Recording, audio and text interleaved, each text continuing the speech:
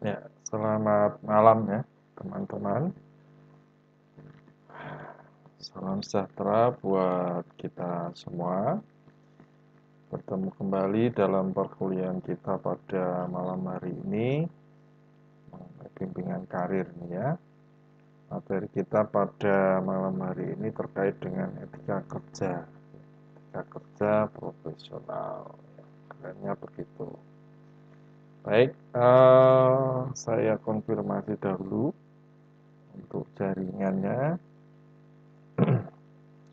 Ya, selamat malam Mas Abdul Muiz sudah bergabung. Yang lain silakan saya tunggu. Saya konfirmasi dahulu untuk tampilan sama suara saya ya. Sudah dapat diterima di tempat Anda dengan baik atau belum ya. Minta tolong Mas Abdul Muiz, halo. Bisa dikonfirm di YouTube ya. Ketik aja di YouTube. Sudah bisa diterima atau belum ya tampilannya, atau saya muter-muter atau enggak ini Pak?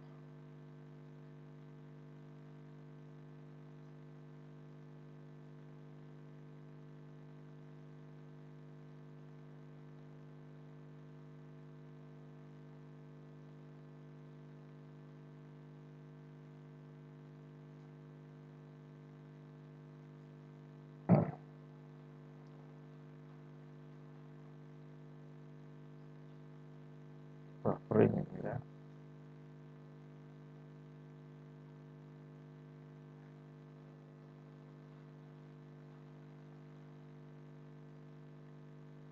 Ya, selamat malam teman-teman.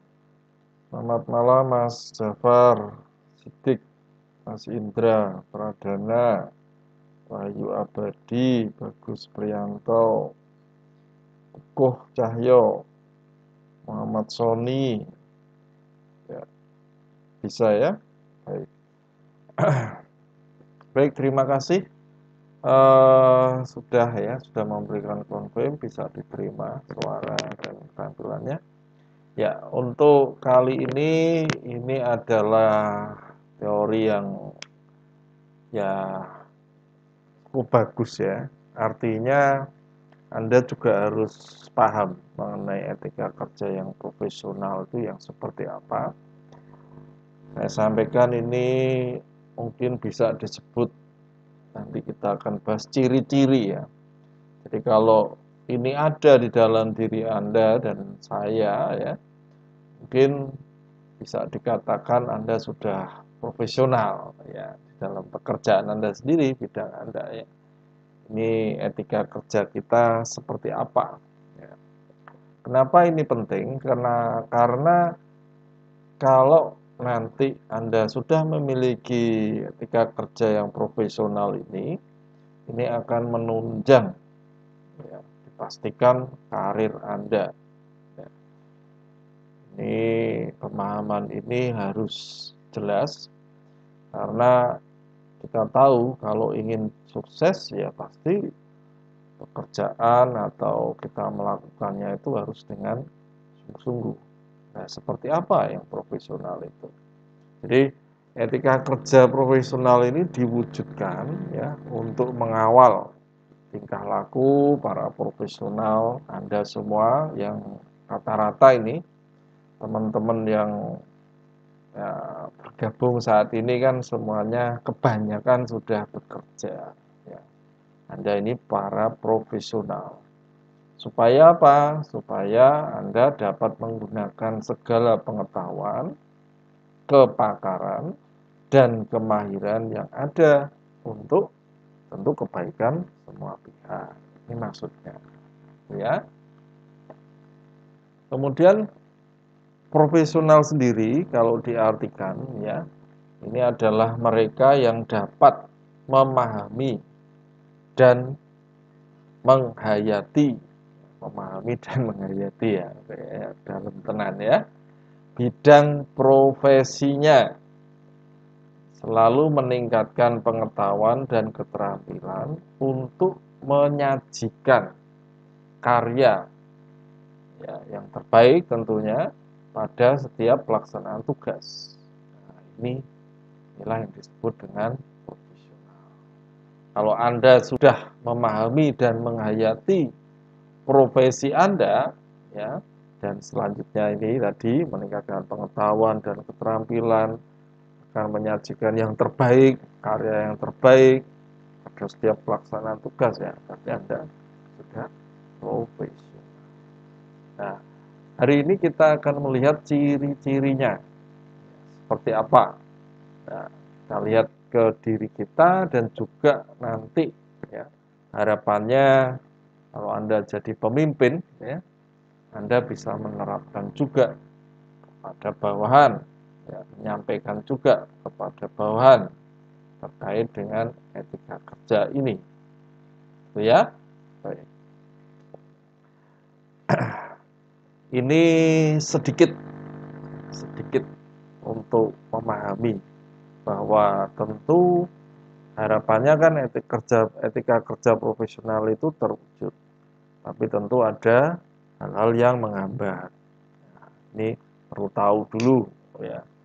Jadi sebelum kita masuk ke ciri-ciri etika kerja profesional, ini adalah hambatan-hambatannya. Yang pertama, tuntutan masyarakat akan hasil mutu kerja yang tinggi ya, dan tidak mentolerir adanya kesalahan. Nah, ini ada yang seperti itu. Kedua, kurangnya inovasi. Ya, biasanya hanya mengejar kemapanan, menyebabkan kurangnya rangsangan para ahli untuk merambah hal-hal yang baru di bidangnya. Jadi terlalu puas dengan yang sudah, kemudian stagnan di situ, tidak memunculkan sesuatu yang baru atau inovasinya itu kurang. Ya. Oke. Yang ketiga, ini juga bisa terjadi ya, beban budaya etnis. Ya. Beban budaya etnis. Setiap etnis itu kita. Misalnya Jawa atau nanti Anda ada juga, saya tidak tahu. Kalau di sini ya sebagian besar Jawa. Gitu. Kalau ada juga etnis yang bisa langsung sangat berbeda gitu ya. Setiap etnis biasanya mempunyai ini semacam keyakinan-keyakinan, kepercayaan-kepercayaan yang itu kadang-kadang bisa menghambat. Ya. Di budaya Jawa misalnya ini saya kasihkan ini contohnya ada senioritas. Ya. Orang Jawa itu anti konflik. Saya sampaikan ini karena saya orang Jawa, jadi tentu ada contoh-contoh yang lain dari etnis Tionghoa, etnis mungkin ada juga Sunda, ada juga mungkin Batak atau mungkin yang lain ya. Tetapi ini saya contohkan di budaya Jawa. Ya. Ada senioritas, kemudian anti konflik. Orang Jawa itu sukanya adem ayem sebenarnya ya, tidak terlalu suka konflik ya. Ya dalam tanda petik itu kadang-kadang bisa menyebabkan ya apa namanya, orang Jawa itu banyak sungkannya itu loh ya, sungkanan. Baik sebenarnya, tapi ada juga masalah di situ ya. Kemudian ikatan keluarga yang kuat. Nah, ini yang agak sulit ya. Jadi kalau sebenarnya kan tidak boleh. Ya, boleh.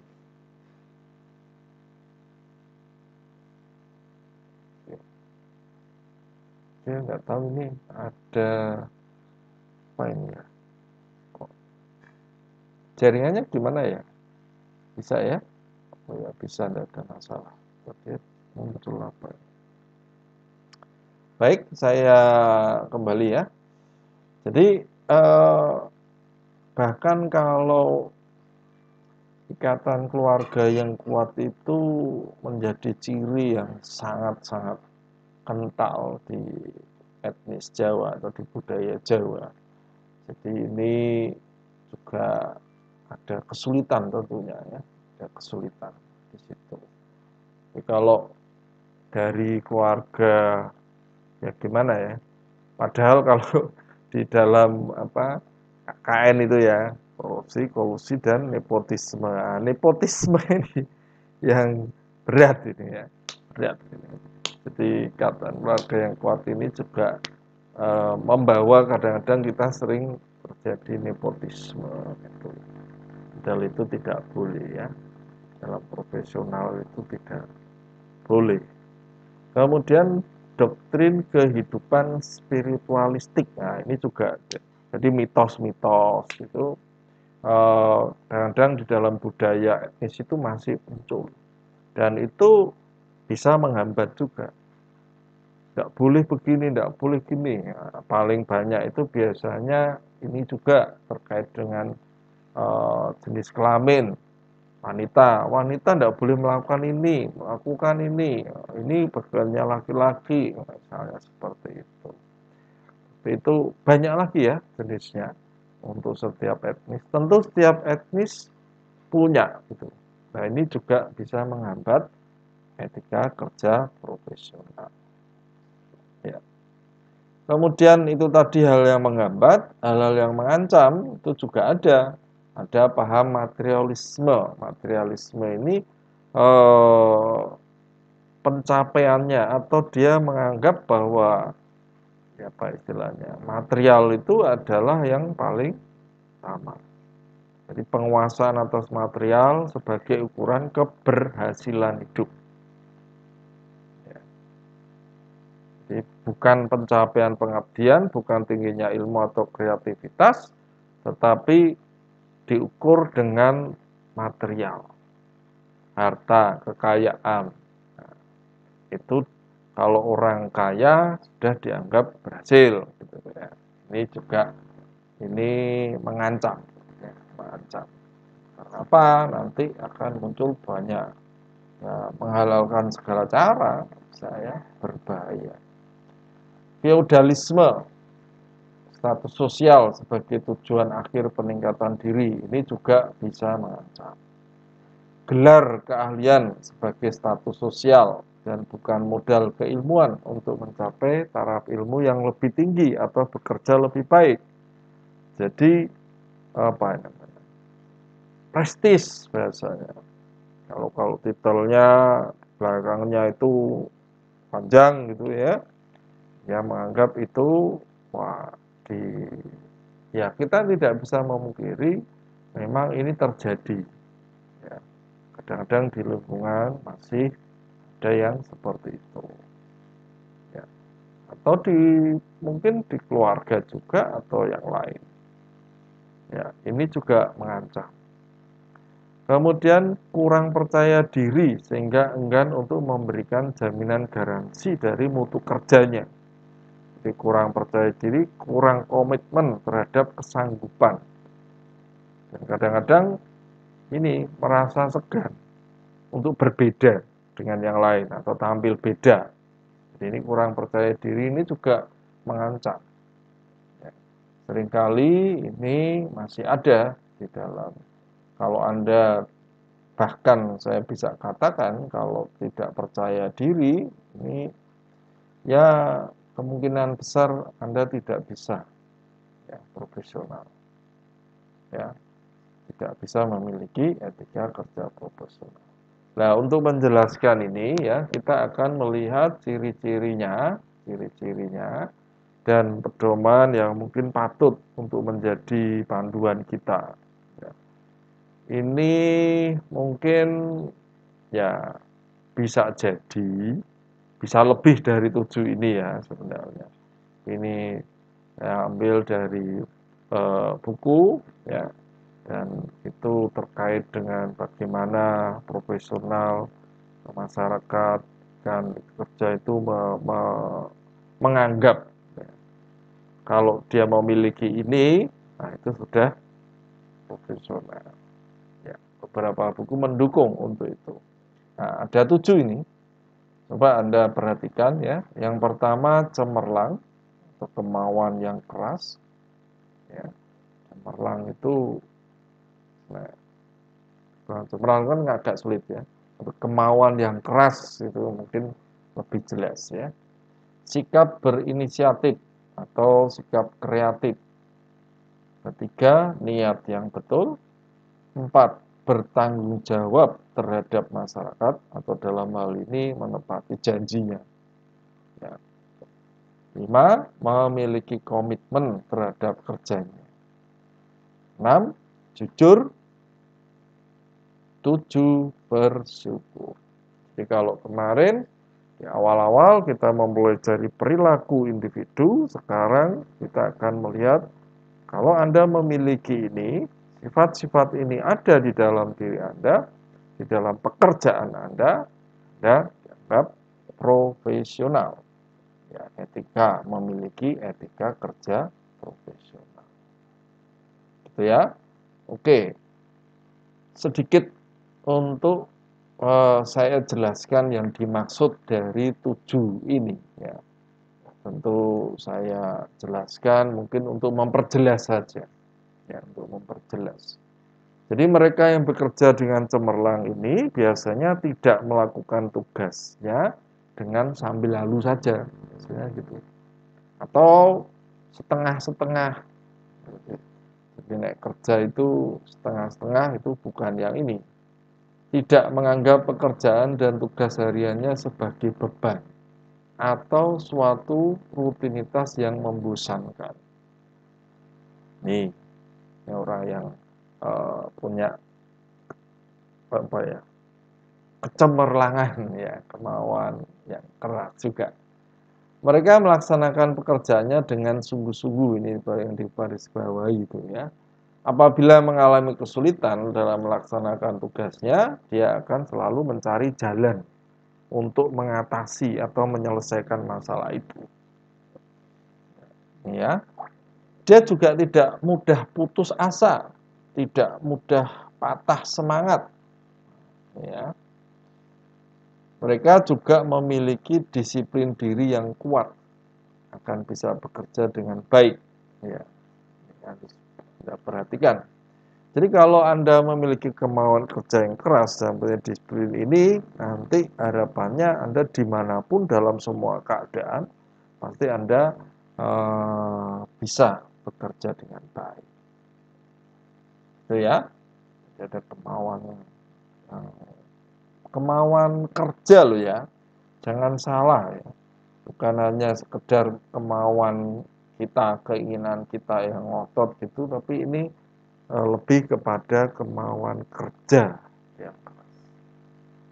Ya, tidak setengah-setengah kalau kerja. Totalitasnya kelihatan di sini. Ya. Yang kedua, sikap berinisiatif. Jadi kalau punya kreatif, tidak tunggu gitu ya. Anda perhatikan di sini. Pekerja yang mempunyai inisiatif akan melakukan usaha atau sesuatu sebelum dipaksa oleh keadaan atau diarahkan untuk melakukannya. Jadi orang kreatif itu biasanya dia mempunyai inisiatif. Ya. Setiap pekerja yang mempunyai keahlian tersendiri dalam bidang-bidang yang digeluti, yang beretika akan senantiasa giat berusaha untuk mengembangkan tadi ide-ide. Jadi berinisiatif di mana mereka bekerja. Nah, ini kelihatan. Nah, nanti kalau ya semoga Anda menjadi pemimpin nanti itu kalau Anda mempunyai anak buah itu bisa ya, bisa menilai ya, oh ini kreatif, ini beda ya. Ini anggere wis pokoke asal lu tapi ada yang mungkin Anda lihat dia tidak disuruh dan lainnya dia berinisiatif juga. Dan Anda juga sekarang juga melihat apa saya masuk dalam kategori ini ya.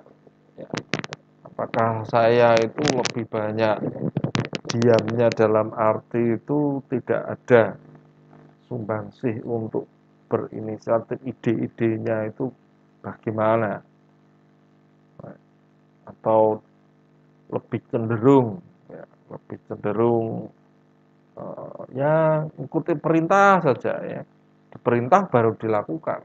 Ternyata bukan seperti itu ya. Yang profesional itu justru punya kreativitas. Mereka dituntut bersikap kreatif, yaitu selalu ingin mengembangkan jenis pekerjaan yang ditekuni ke arah yang lebih baik maupun terutama hasilnya dalam pekerjaan. Dan ini bagi orang-orang yang mempunyai sikap kreatif ini biasanya juga memiliki ini, tidak ada istilah menyerah atau putus asa. Adanya permasalahan misalnya justru itu memicu untuk memecahkan. Piye caranya? Mengembangkannya bagaimana? Ini yang kedua. Yang ketiga, niat yang betul. Ya, ini harus kita pahami. Saya rasa ini ya, hampir semua dari teman-teman itu pasti memiliki niat yang betul. Tetapi Anda pahami ini beberapa penjelasan yang perlu Anda pahami maksudnya ya. Orang yang tidak mempunyai niat yang betul semasa bekerja tidak akan bisa bekerja dengan baik. Orang tersebut tidak akan memiliki komitmen terhadap pekerjaan yang dilakukannya. Jadi banyak orang ya yang bekerja tanpa memahami kenapa mereka bekerja. Ya, ini penting ya. Selain kadang-kadang kita pahami hanya ya ingin sekedar untuk hidup saja, gitu ya. Jadi asal bisa menghidupi saya itu maaf tidak salah, tetapi terlalu dangkal. Jadi harus punya niat yang betul. Ya, niatnya harus ya lebih mulia sih kalau saya bilang gitu ya. Kalau seolah-olah kok disebut betul gitu ya. Sebenarnya ini ya kerja yang kita lakukan itu ya nanti ada beberapa ya. Nanti mungkin di akhir saya akan nyampaikan terkait dengan etos kerja ya, untuk mendongkrak etos kerjanya itu. Jadi kita kerja itu bukan karena terpaksa, bukan hanya sekedar ya, sekedar untuk hidup saja dan lainnya. Jadi harus punya niat yang betul. Jadi oleh sebab itu kalau nanti Anda bekerja, kalau niatnya betul, kita melakukannya pasti ikhlas. Ini penting ya. Ikhlas itu bermaksud murni atau bersih. Tidak ada campuran motif atau tujuan seperti ingin supaya dipuji orang, ingin mendapat nama, karena terpaksa dan sebagainya. Nah, ini yang harus diluruskan. Kita tidak memungkiri teman-teman ya, teman-teman mahasiswa pun yang sudah bekerja saat ini, mungkin memang bisa jadi ya, pekerjaan yang kita lakukan sekarang ini karena terpaksa misal. Tapi jangan sampai keterpaksaan tadi membuat kita hanya melakukan pekerjaan itu secara terpaksa.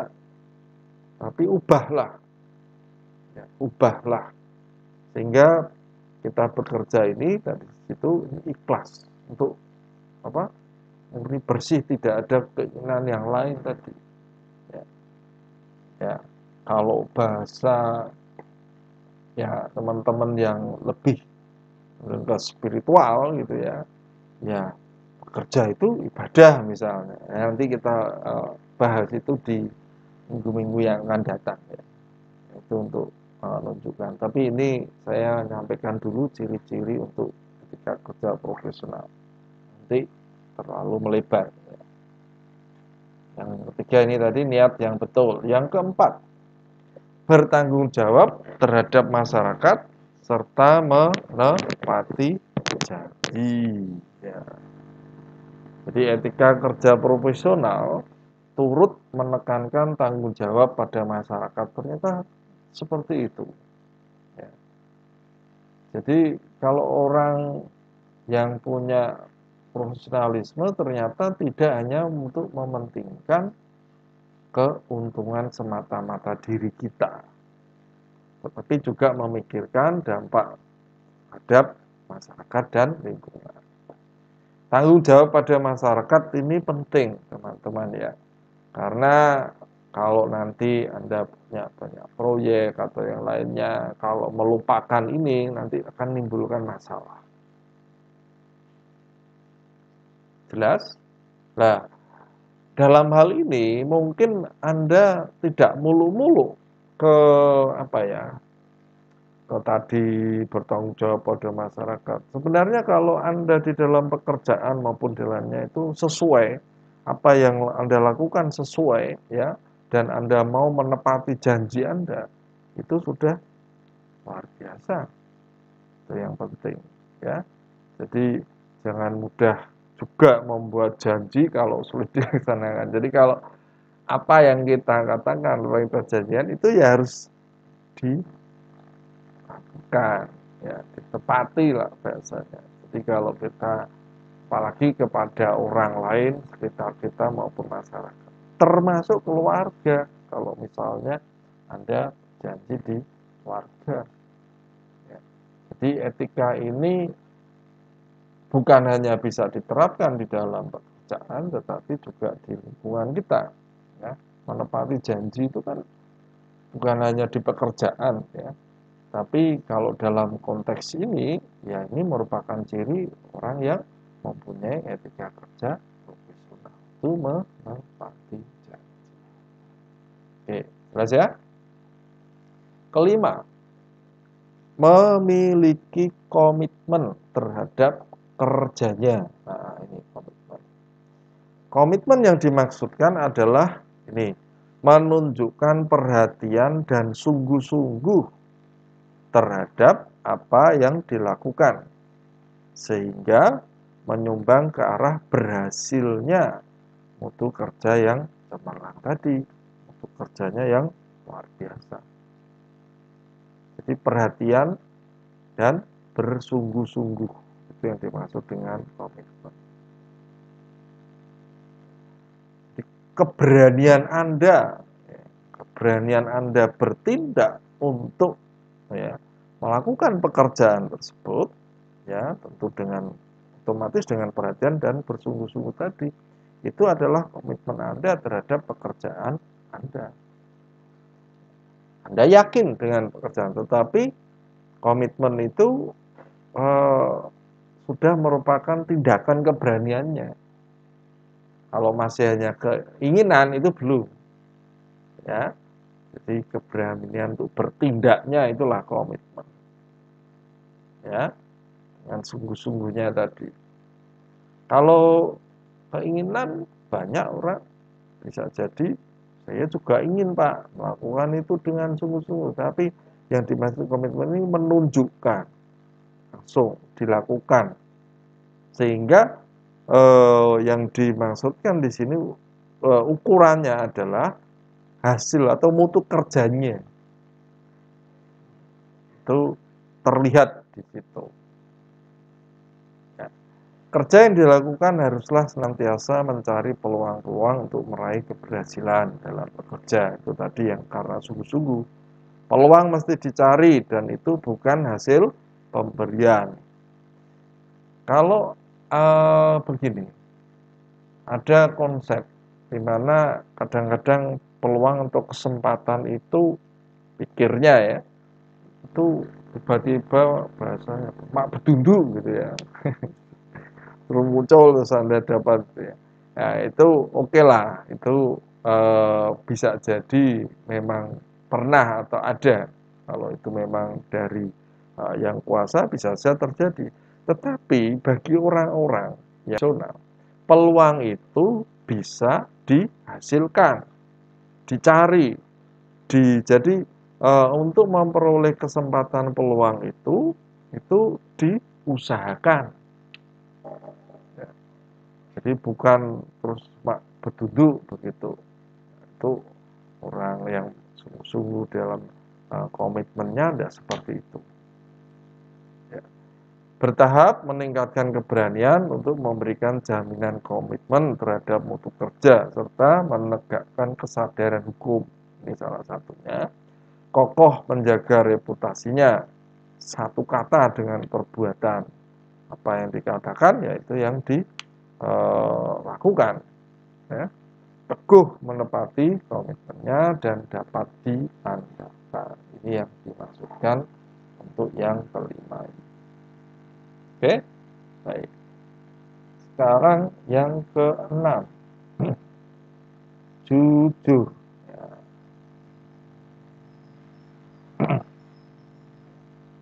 Ya, ini untuk ini mungkin sifat ini ya bukan hanya di dalam etika kerja profesional, tetapi di semua kehidupan ya. Jujur ini. Bahkan saya bisa bersaksi kepada Anda bahwa kalau Anda jujur, ya, kalau Anda betul-betul orang yang jujur, saya bisa mengatakan bahwa dimanapun Anda hidup, Anda bisa. Jadi Anda bisa hidup dimanapun kalau Anda merupakan orang yang jujur. Jangan takut, ya. Kalaupun di sekitar Anda tidak mendukung, Anda punya dukungan yang paling besar itu yang kuasa. Ya. Oke, saya perjelas di sini. Sifat jujur dapat membentuk hubungan yang sehat di antara sesama pekerja. Pekerja dengan pimpinan, dengan pelanggan, atau orang lain yang berurusan di dalam pekerjaan tersebut. Jadi, bahkan saya bisa menyampaikan bahwa dengan modal keyakinan atau kepercayaan dari orang lain, Anda bisa bekerja. Dan saya bisa menyampaikan banyak peluang, kesempatan, pekerjaan, kesuksesan seseorang itu bersumber dari kejujuran ini. Ya. Jadi dipercaya orang itu melebihi. Jadi kalau sudah dipercaya, tetapi maaf, sekali Anda sulit dipercaya orang atau Anda tidak jujur atau diragukan oleh orang, itu wah, itu menempel nanti sifat itu dan itu sulit untuk mengembalikannya. Walaupun Anda bilang, ya sekarang sudah bertobat atau bagaimana, itu orang yang sudah pernah, misalnya Anda tipu, Anda bohongi, itu agak sulit nanti untuk kembali mempercayai. Jadi sifat jujur dan benar ini dapat mencegah segala macam ya sakwa sangka, tipu daya, dusta, sehingga orang dapat menemukan kepercayaan diri dari orang lain ya, lingkungan ini pasti dapat membantu lah nanti dalam pekerjaan Anda. Ya. Kalaupun Anda seorang pimpinan, Anda bisa bayangkan, Anda pasti senang kalau anak buah Anda semuanya orang yang jujur. Ini penting. Ya. Jadi kita juga harus belajar menilai diri secara objektif dan jujur. Ini juga ya. Ingatlah bahwa semua itu dapat melalui proses belajar, berevolusi, dan transformasi. Jadi ini penting. Jangan ikut apa ya istilahnya semboyan orang dunia lagi, apa jujur acur misalnya, enggak ya. Jujur jubah, jujur itu mujur gitu ya, oke ya, baik, saya lanjutkan yang terakhir, yang ketujuh ya, ini gongnya ya, depan saya, bersyukur. Jadi kalau saya taruh di sini karena ini ya istilahnya di bukan berarti ini di belakang begitu ya taruh ini, tapi ini karena runtutan di dalam pekerjaan ya. Ada orang yang mengatakan bersyukur dulu baru bisa melakukan yang itu. Tapi ini 7 itu ciri itu muncul bukan berdasarkan urutan ya. Perhatikan.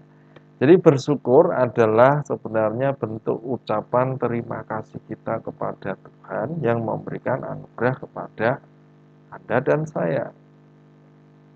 Ucapan terima kasih kita bersyukur.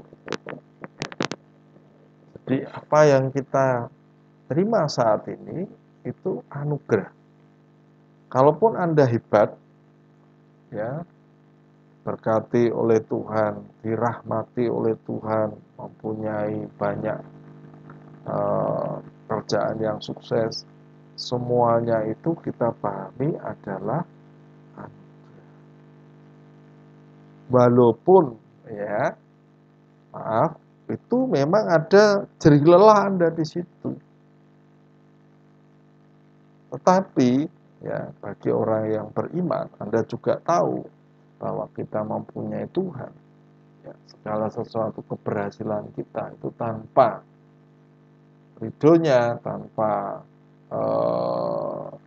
kerelaan Tuhan di sana, Anda dan saya tidak bisa mendapatkan itu. Jadi kita perlu bersyukur tuh. Perhatikan, orang yang paling menderita hidupnya adalah orang yang tidak bisa bersyukur pada Tuhan atas apa yang telah diterima dalam hidup.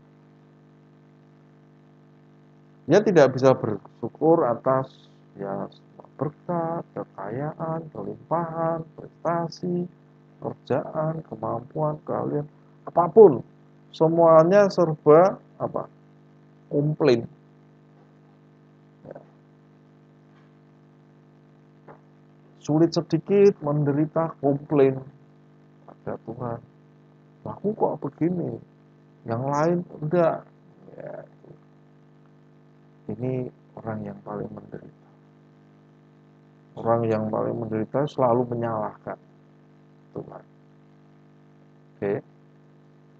Hidupnya dipenuhi dengan apa? Keluhan, rasa marah, iri hati dan dengki, kecemburuan, kekecewaan, kekesalan, kepahitan, dan keputusasaan.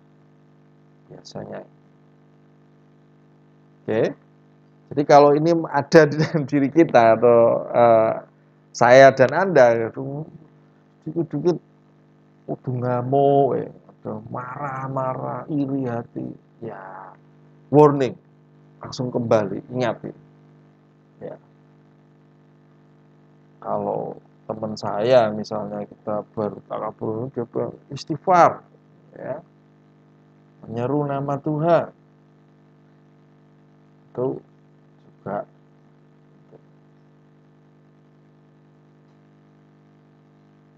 ya. Jadi kalau kita tidak bisa bersyukur, yang muncul ini jangan-jangan gitu ya, jangan-jangan kalau ini muncul Anda kita lihat ini warning. Jadi kita sendiri yang eh, memahami diri kita. Hati-hati kalau ini sudah muncul, wah jangan-jangan saya ini sedang eh, komplain dengan Tuhan, tidak bisa bersyukur. Biasanya orang sering mengeluh, ya, sering kecewa, cemburu, prihatin, ini biasanya itu. Ya. Harus diingat bahwa apa yang membawa keuntungan bagi kita itu adalah semata-mata karena karunia Tuhan. Ini penting. Sebab itu, Anda dan saya perlu belajar bersyukur atas apapun yang kita alami. Percaya ya, kita juga punya